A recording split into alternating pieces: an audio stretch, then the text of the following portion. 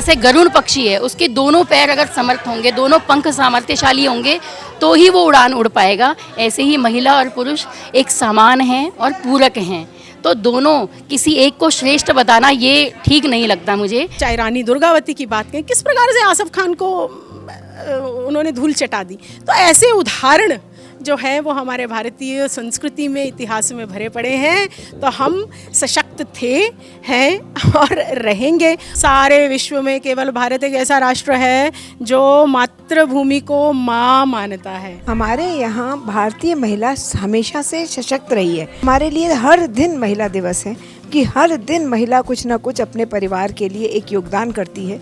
हर दिन महिला परिवार के लिए कुछ ना कुछ करती है और परिवार हमारे लिए एक बेसिक यूनिट है सोसाइटी का। 8 मार्च को अंतर्राष्ट्रीय महिला दिवस मनाया जाता है, लेकिन क्या आप जानते हैं कि ये वेस्ट से लाया हुआ एक कल्चर है। भारतीय संस्कृति और सभ्यता की अगर बात की जाए तो भारत में महिलाएं हमेशा से सशक्त रही हैं। इसको लेकर हम बात करने आए हैं, कुछ महिलाएं हमें यहाँ मिली हैं। तो सबसे पहले हम आपका परिचय जानेंगे, फिर चर्चा आगे बढ़ाएंगे। मैं प्रतिभा और मैं बाल सेविका हूँ। बचपन से शाखा में जाने की आदत है। राष्ट्रीय सेविका समिति जिसकी स्थापना 1936 में हुई है, पर मुझे बहुत बचपन में उससे परिचय मिल गया। हमारी बहनें जुड़ी हुई थी जो मुझको उसमें ले जाया करती थी। यहाँ आने के बाद जो हमारा एक विचार है वो भारत के प्रति, हमारी संस्कृति के प्रति जो एक लगाव होना चाहिए, वो मुझे लगता है अन्य नागरिकों के अगर हम तुलना करें तो उसके प्रति मेरा ज़्यादा मुझे महसूस होता है। क्योंकि जिस संगठन से मैं जुड़ी हूँ उन्होंने हमेशा हमें सिखाया कि एक देशभक्त होना क्या, इस भारत माता की पुत्री होने का क्या गर्व है। और जैसे आपने महिला दिवस की बात की, तो मुझे तो ऐसा कभी लगा ही नहीं कि महिलाएं आज सशक्त हुई हैं या 8 मार्च कोई ऐसा दिन है जिस दिन कोई विशेष महिला सशक्तिकरण का कार्य हुआ। क्योंकि भारत में जो महिलाओं के उदाहरण हैं वो अतुलनीय हैं। एक त्याग की पराकाष्ठा क्या होती है वो भारतीय महिलाओं में देखी जाती है। हम अगर त्रेता युग की बात करते हैं, द्वापर युग की बात करते हैं, जिस भी युग में चले जाएं, कलयुग में भी जाएं, तो ऐसी महिलाओं के अनेक उदाहरण हैं हमारे पास जो हर एक क्षेत्र में, अगर युद्ध क्षेत्र की बारी भी आती है तो वहाँ भी कंधे से कंधा मिला के काम करती हैं। घर की परिस्थितियों को संभालने की बारी आती है तो वहाँ भी कंधे से कंधा मिलाते काम करती ही रहती हैं। जी, जैसे 8 मार्च का जब भी जिक्र होता है तो महिला इंटरनेशनल सर्च करेंगे तो एक शब्द आएगा, इंटरनेशनल वुमेंस डे। लेकिन जैसा कि अभी आपने बताया कि महिलाएं, भारत की महिलाएं रणभूमि से लेके अगर हम किचन की भी बात करें तो वहाँ पर भी सशक्त हैं। तो जो वेस्ट की चीज़ें थोपी गई हैं कहीं ना कहीं अगर देखा जाए, इसको आप कैसे देखती हैं? और जो नई पीढ़ी है जो AI के युग में पल बढ़ रही है, तो उनको क्या संदेश देंगे कि 8 मार्च ही नहीं, महिलाएं भारत की हमेशा से रणभूमि से लेकर, घर से लेकर और देश चलाने तक लेकर आगे रही हैं? आज हम सब अंतर्राष्ट्रीय महिला दिवस की बात कर रहे हैं। महिला दिवस हमारे लिए विशेष नहीं क्योंकि हम सब सशक्त हैं, ये हम मानते हैं। लेकिन अगर कोई महिला दिवस की बात करता है तो हम किसी की लकीर को छोटा नहीं करना चाहते। हम कहते हैं फेमिनिज्म नहीं, ये फैमिली का फैमिलीलिज्म होगा। अगर हम परिवार को लेकर आगे बढ़ते हैं, क्योंकि हम कहते हैं महिला वो सारथी है जो परिवार जीवन को आगे चलाने का कार्य करती है। यदि पुरुष रथी है, सवार है अगर उस पर, तो उसको सारथी रूप में एक महिला आयाम देती है। जैसे पुरुष समाज का नेतृत्व करता है, यहाँ महिला भी उस नेतृत्व में अपने कंधे से कंधा मिलाती है। तो हम केवल महिलाओं को बात करके एक पक्ष को ऊंचा नहीं कर, जैसे गरुड़ पक्षी है, उसके दोनों पैर अगर समर्थ होंगे, दोनों पंख सामर्थ्यशाली होंगे तो ही वो उड़ान उड़ पाएगा। ऐसे ही महिला और पुरुष एक समान हैं और पूरक हैं, तो दोनों किसी एक को श्रेष्ठ बताना ये ठीक नहीं लगता मुझे।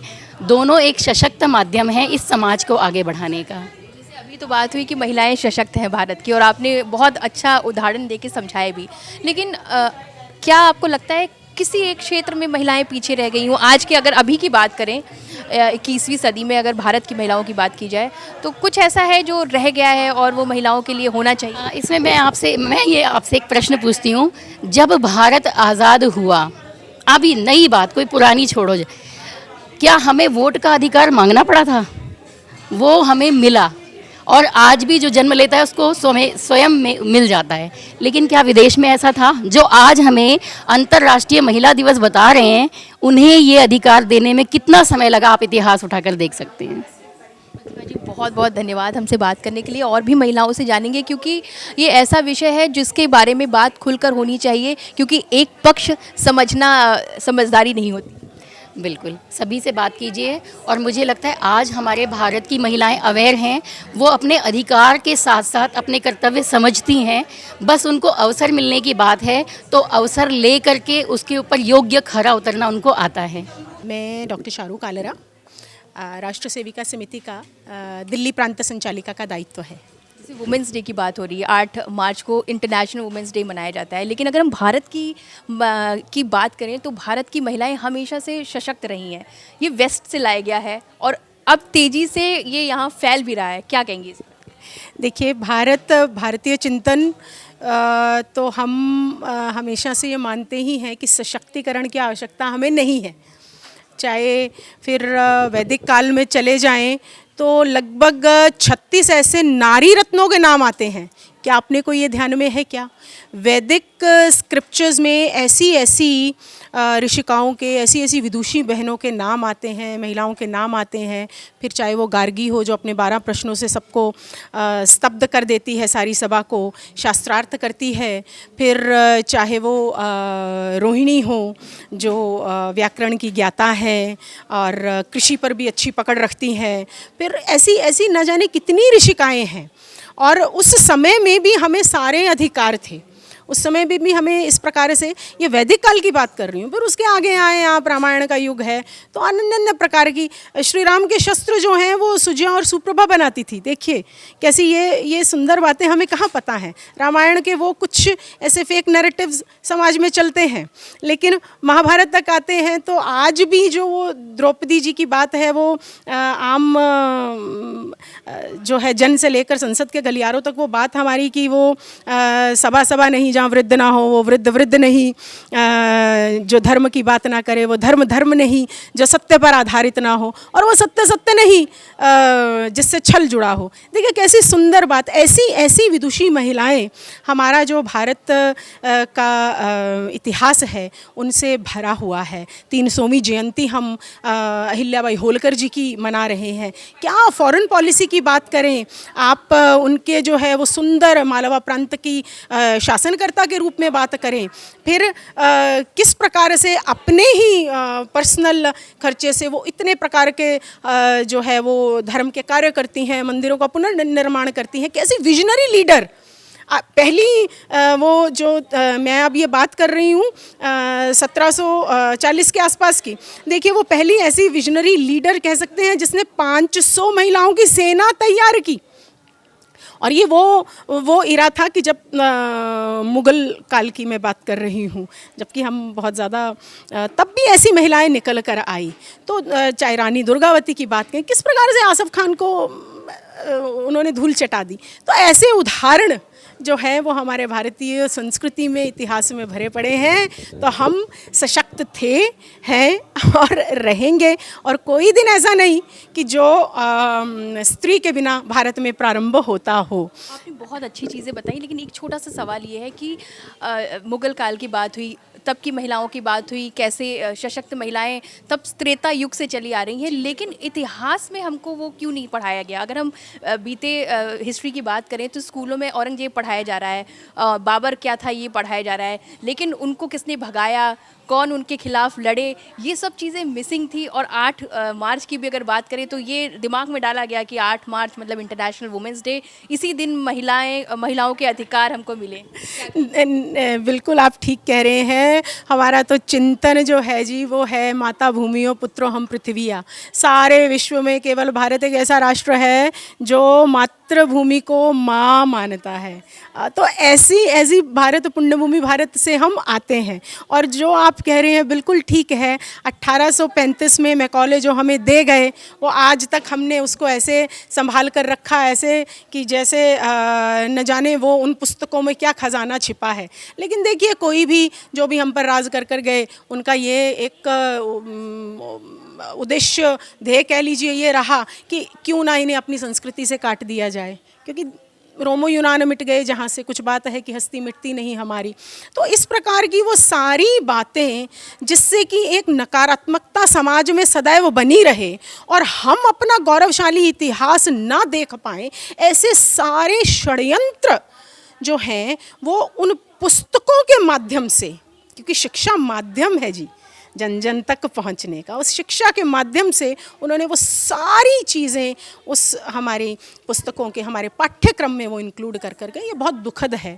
और मुझे लगता है कि जिस दिन हम स्वतंत्र हुए थे अपनी स्वायत्तता के बाद, सबसे पहला कदम यही होना चाहिए था कि let's have our own education policy. Anyways better late than never. अभी NEP आई है और इसमें बहुत सारे ऐसे आमूलचूल परिवर्तन किए गए हैं, और अब जो कमी आपको महसूस हो रही है एक स्त्री होने के नाते कि मुझे अपने गौरवशाली इतिहास के बारे में नहीं पता, शायद मेरे भी मन में ये पीड़ा है, लेकिन मैं ऐसा मानती हूँ कि अब आने वाली जनरेशन को, आने वाले हमारे युवाओं को वो सब बातें अब धीरे धीरे धीरे धीरे उनके संज्ञान में आएंगी, और ये ध्यान में आएगा कि हम सशक्त थे, हैं और रहेंगे, चाहे हमारी बहनें हैं, चाहे हमारा इतिहास है। हर आयाम, एवरी जो nook and corner of Bharat पुण्य था, पुण्य है और रहेगा। और आज हम विश्वगुरु ही हैं जी। ये विश्वगुरु का सपना तो साकार ही है। जहाँ देखिए वो भारत की बात हो रही है, तो मुझे लग रहा है कि ये अपने आप में गर्व करने लायक बात है। तो पांचजन्य भी हमेशा से भारत की बात करता हुआ आया है। बहुत अच्छी बात आपने बोली, और ये जानना समझना बेहद ज़रूरी है, खास करके आज की जनरेशन को, कि हमारा असल इतिहास क्या है, जिसके साथ छेड़छाड़ करने की कोशिश की गई है। चलिए और भी महिलाओं से जानेंगे। मैं डॉक्टर रचना वाजपेयी हूँ, दिल्ली प्रांत प्रचार प्रमुख हूँ राष्ट्रीय सेविका समिति में, और एक सशक्त महिला हूँ। सशक्त महिला से एक सवाल, क्योंकि 8 मार्च को अंतर्राष्ट्रीय महिला दिवस मनाते हैं, और ये जब भी गूगल करो तो 8 मार्च जब लिखो तो अंतर्राष्ट्रीय महिला दिवस लिख के आता है। क्या जब हम भारत की बात करते हैं तो क्या 8 मार्च ही भारत की महिलाओं को सशक्त बनाने वाला दिन होता है? ये कॉन्सेप्ट वेस्ट से आया है, इसको हम भारतीय लोग बिल्कुल नहीं मानना चाहिए, क्योंकि हमारे यहाँ भारतीय महिला हमेशा से सशक्त रही है। उसको हमेशा से एक जो गृहिणी का उसको वो मिला था, वो उसके पास पूरा एक प्रोगेटिव होता था, उसके अंदर उसका पूरा एक वो रहता था कि इस पर्व्यू में मेल का कोई भी डोमिनेंस नहीं। वो हमेशा एक कॉम्प्लीमेंट्री रोल प्ले करते हुए इस भारतवर्ष में रही है। और हमारे लिए हर दिन महिला दिवस है कि हर दिन महिला कुछ ना कुछ अपने परिवार के लिए एक योगदान करती है। हर दिन महिला परिवार के लिए कुछ ना कुछ करती है, और परिवार हमारे लिए एक बेसिक यूनिट है सोसाइटी का। और क्योंकि महिला उस परिवार की मेन यूनिट है, इसलिए हर रोज़ हमारे लिए महिला दिवस है। महिला दिवस एक दिन से मनाने से नहीं, वेस्ट में कंसेप्ट इसलिए आया कि वेस्ट को बहुत लड़ाई लड़नी पड़ी इस बात के लिए कि भाई हमें वोटिंग राइट दिया जाए। हमारा तो देश जिस दिन शुरू से ही हमारी सारी देवियाँ, यहाँ तक कि हम भारत माता जिसमें रह रहे हैं वो भी एक देवी है, वो भी एक माता है। सो हमारे लिए ये बहुत इम्पोर्टेंट नहीं है, हमारे लिए भारत माता है और हम उसकी एक पुत्री है, और हम हमेशा से सशक्त थे। मुझे कभी कोई प्रताड़ना दिखाई नहीं दी। हो सकता है बीच में कुछ लोग ऐसे आ गए हों, कुछ भ्रांतियाँ आ गई हों, परंतु उसको बहुत जल्दी हम ओवरकम करके, और जैसी महिला भारत की है वो आज पूरे वर्ल्ड में नाम कर रही है। सुनीता विलियम्स को ही देख लीजिए। सशक्त महिलाओं की बात हो रही है, तो भारत के क्षेत्र में भारत की सशक्त महिलाओं को अन्य देशों को क्या सीखना चाहिए भारत की महिलाओं से? बहुत कुछ है सीखने के लिए। पहले तो परिवार को एक बहुत बड़ी यूनिट माने। जिस परिवार में है वो उसको ही अगर उन्होंने संभाल लिया और अपने धर्म को संभाल लिया वहाँ पे, तो पहला तो है कि महिला परिवार देखे। मैं नहीं कह रही कि इकोनॉमिकली इंडिपेंडेंट ना रहे, इकोनॉमिकली इंडिपेंडेंट रहते हुए भी अपने परिवार को संभाल के चले, तो जो उसको आनंद आएगा, जो वेस्ट की जो प्रॉब्लम्स हैं लाइक डिप्रेशन और ये सारी चीज़ें ख़त्म हो जाएंगी, और सॉलिटरी सोसाइटी ख़त्म हो जाएगी जब आपको परिवार मिलने लगेगा। सबसे इम्पोर्टेंट है परिवार मिले। बहुत बहुत धन्यवाद बात करने के लिए और ये समझाने के लिए कि भारत की महिलाएं आज से नहीं वर्षों से सशक्त हैं। हम तो हमेशा से सशक्त थे। हमने अपनी दादी को भी घर में डोमिनेंट देखा, अपनी मदर को भी देखा, तीनों लोगों को देखा, उधर नानी को भी देखा, जबकि ज़मींदारों की फैमिली से थे। सारा जब आता था तो वो वही संभालती थी, सारा कुछ उन्होंने ही संभाला है। तो हम वहीं से आए हैं, तो इसलिए मुझे नहीं लगता कि हम कभी सशक्त नहीं थे। भ्रांतियाँ हो सकती हैं, लेकिन भ्रांतियों के रीज़न होते हैं, तो वो उसको इम्प्रूव भी करना है, ऐसा कुछ नहीं, इम्प्रूव करना है, बट सशक्त नहीं है ऐसा नहीं कहा जा सकता। बहुत बहुत धन्यवाद हमसे बात करने के लिए। तो सुना आपने 8 मार्च जो इंटरनेशनल वुमेंस डे मनाया जाता है, वेस्ट से लाया गया है। अगर भारत की महिलाओं की बात करें तो वो हमेशा से सशक्त रही हैं। हालांकि जैसा कि रचना जी ने बताया कि कुछ भ्रांतियां रही हैं, कुछ चीज़ें हो सकता है उसमें हमको आगे उभर कर अभी आने की ज़रूरत है, लेकिन वेस्ट से लाया हुआ जो ये दिन है वो भारत में हर दिन मनाया जाता है। वीडियो जर्नलिस्ट योगेंद्र के साथ नैन्सी बाजपेयी पांडे, दिल्ली।